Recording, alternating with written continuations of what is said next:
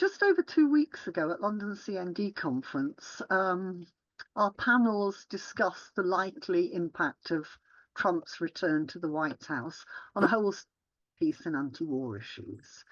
Tonight, Trump is in situ, and we're revisiting one of those issues in more depth, the war on Ukraine and NATO's role in the war on Ukraine.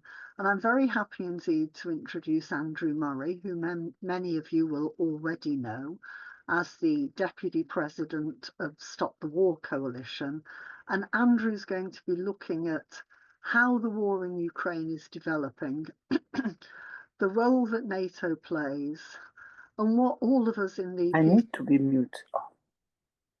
what all of us in the peace and anti-war movement should be looking out for in the months ahead. Trump repeatedly has said that he can end the war in Ukraine in 24 hours.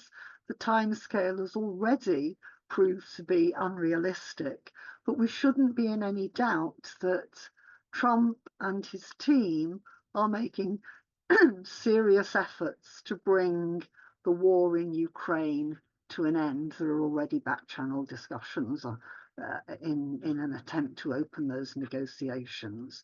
I think what's clear is that Ukraine is losing the war to Russia. I'm sure Andrew will say much more about that, so I'm not going to dwell on it. But I think that the question for all of us attending tonight remains, what sort of end to the war in Ukraine will these negotiations lead to?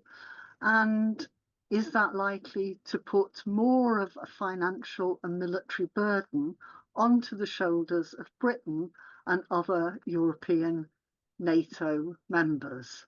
And if that's the case, what should we in the peace and anti-war movement be thinking about doing about that? So I'm going to hand over to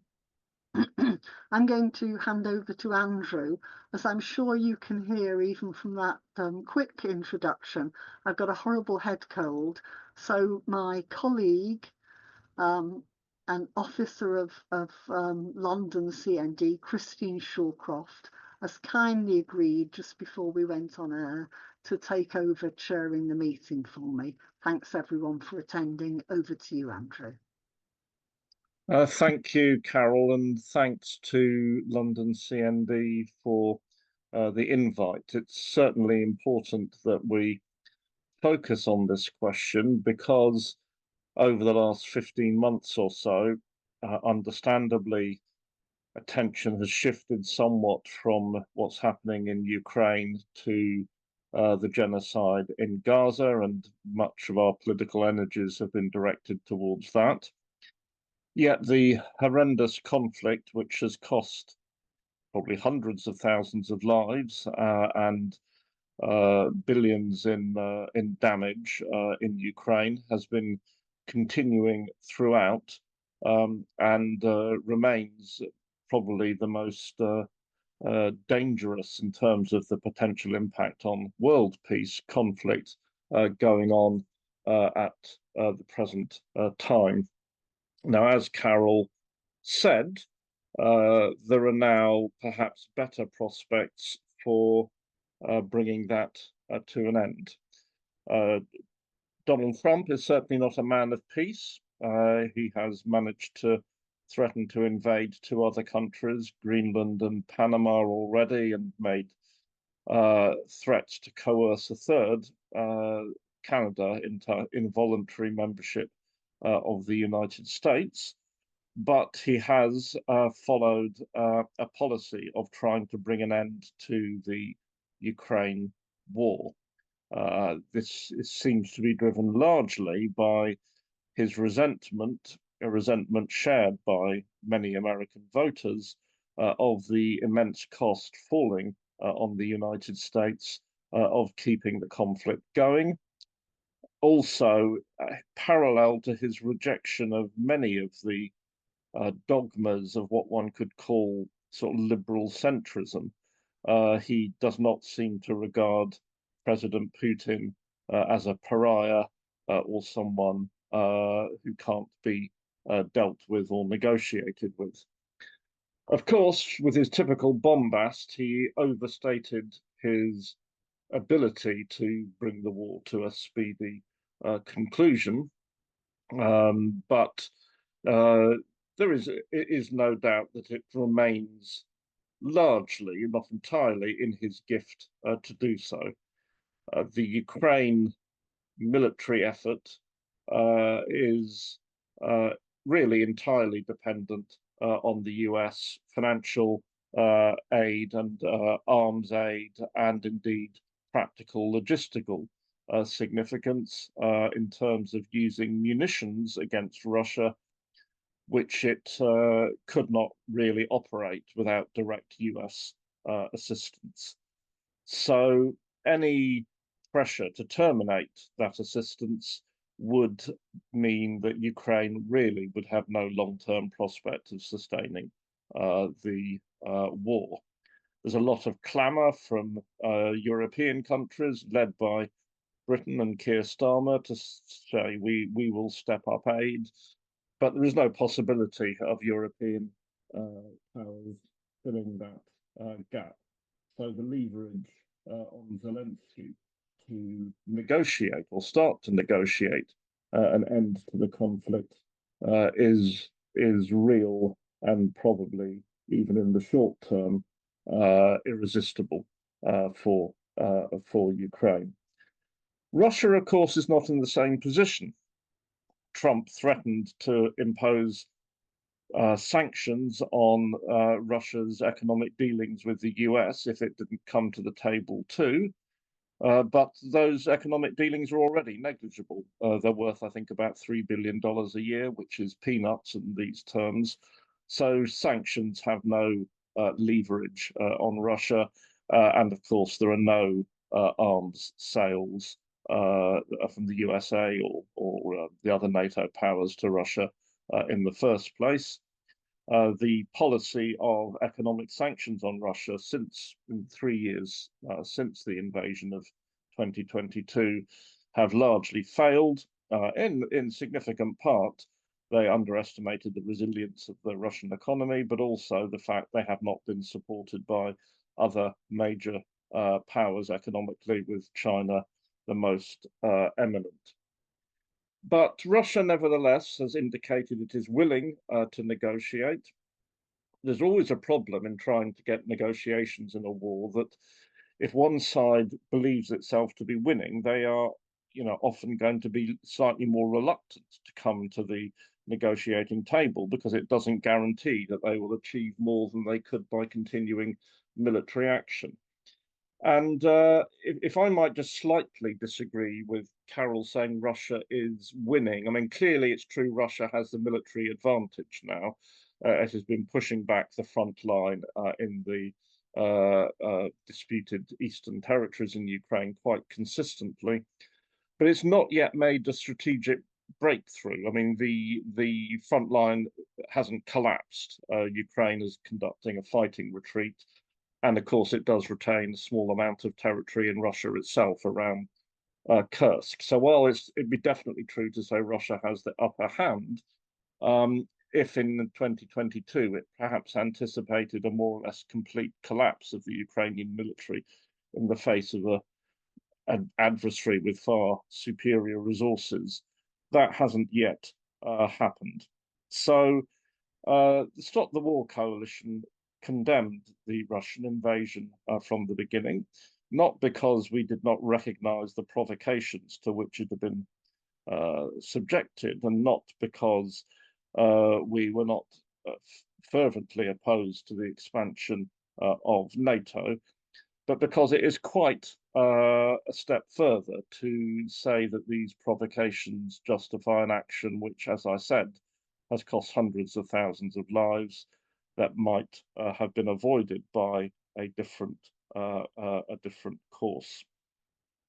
Now, the title of this meeting this evening rightly highlights the role of NATO, and I may be preaching to the choir here, but I think it is important to underline NATO's nature, because this was masked somewhat during the Cold War, when it claimed throughout that it was a defensive alliance. And that was true in the very narrow sense that NATO itself did not embark on any military actions. Of course, its main member state, the United States, embarked on a multitude of military actions, and Britain did a fair few too as well. But NATO, as an alliance, acting as an alliance, did not. That has all changed now since the end of the Cold War. NATO has been centrally involved in the attack on Yugoslavia in 1999, in the occupation of Afghanistan from 2001, and in the bombing and regime change war in Libya in 2011. None of these wars had any pretense of a defensive character. Of course, there's not time this evening, and it's not necessary to go into the ins and outs of the causes of all of them, but none of them were powers that were threatening a NATO member state with aggression. Many of them were a long way from the North Atlantic anyway. So we saw a major extension of NATO's operating manual, if you like, as well as its zone of operations. It's now operating in North Africa and in South Asia and the Balkans. And all of these wars were wars of aggression, in some cases unambiguously so under international law. So in the light of this, it is not surprising that Russia regards the expansion of NATO as threatening. That expansion has been going on into the former allies of the Soviet Union in Eastern Europe, and even into the former Soviet republics themselves in the Baltic, unabated, in spite of promises clearly given to the contrary at the time that the USSR was dissolving. And it is, as I say, unsurprising that Ukraine joining NATO would be seen as a serious and continuing threat to Russia's own integrity, and to bland assurances that NATO is a defensive alliance by Western leaders no longer corresponds to reality in any respect. So in understanding the Ukraine conflict, which has been going on obviously full tilt for 3 years now, and at a sort of lower level of intensity since 2014, I think we need to see that as a sort of 3 wars in one, because it's very seldom that wars are simple and clear cut in their origins, purpose, and in the forces that they draw in. And the first aspect of the Ukraine war is it is an expression in part of internal divisions in Ukraine that have been baked into it from its foundation between a Ukrainian national and linguistic majority and a Russian ethnic and Russian language speaking minority, itself a reflection of borders drawn within the Soviet Union that were not of huge significance while the Soviet Union existed. They didn't define your citizenship, and you were all part of a state ruled from Moscow. And you can see the problems arising for the dissolution, the very speedy dissolution of the Soviet Union in other places as well. I mean, comrades may have noticed the wars in between Armenia and Azerbaijan over Armenian minorities on Azerbaijani territory. There have been similar conflicts in Central Asia. And this is what happens when suddenly internal boundaries become interstate boundaries, defining your citizenship and sometimes curbing your rights. And Ukraine was always a very precarious balance. If you looked at its election results before 2014, there was absolutely stark division. I mean, quite unlike any north-south divide in Britain or anything, between a east of the country and south of the country that entirely voted for what you might call for shorthand pro-Russian parties, and the rest of the country, the north, the centre, and the west, voting for parties that, to one extent or another, were involved in Ukrainian nationalism. So there is an internal conflict that was exacerbated by what was a coup to remove the pro-Russian president in 2014. And this shows the sort of fragile nature of the Ukrainian state. It shouldn't be assumed, and I certainly don't, that it's impossible to have two different peoples living in one state harmoniously, but that does require a more democratic culture than Ukraine developed.